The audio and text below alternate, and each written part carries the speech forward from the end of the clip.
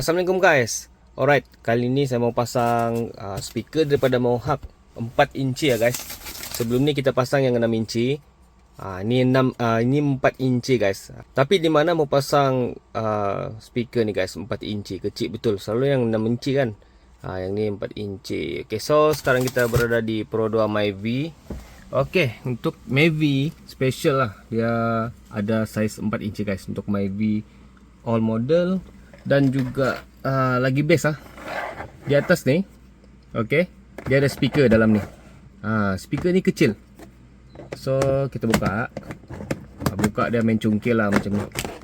Okay, sudah buka. Kemudian okay, di kawasan sini guys, sepatutnya dia ada speaker. Okay, tapi kereta ni dia sudah buka speaker, dia sudah buang lah. Sebab speaker ni dulu dia sudah rosak, dia sudah pecah. Okay, maklumlah ni kereta Myvi First Gen tahun 2005. Memang sudah lama lah, sudah 20 tahun guys. Okay, so dia punya speaker sudah hilang, jadi kita pasang dulu speaker yang baru guys. Okay, ini speaker Mohawk 4 inci. Dia punya soket memang plug and play lah. Soket dia plug and play dengan yang ni, jadi tidak perlu apa-apa modification, tidak perlu apa-apa modified. Kita tinggal cucuk saja guys. So pasang dia senang, pasang terus. Oke, terus pasang. Kemudian yang ini dia ada 2 skru. Oke, 2 skru. Yang ini tinggal pasang lah.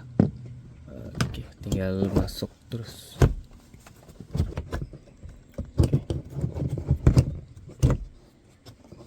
Oke, nice macam ni guys. Oke, ini lubang skru bawah atas. Sempit juga guys dia punya skru ni. Oke, ini kita sudah ikat lah. Ini mau cari screwdriver yang betul-betul pendek guys, sebab ni ada cermin. Oke, ini sudah ikat. Kita pasang sebelah lagi.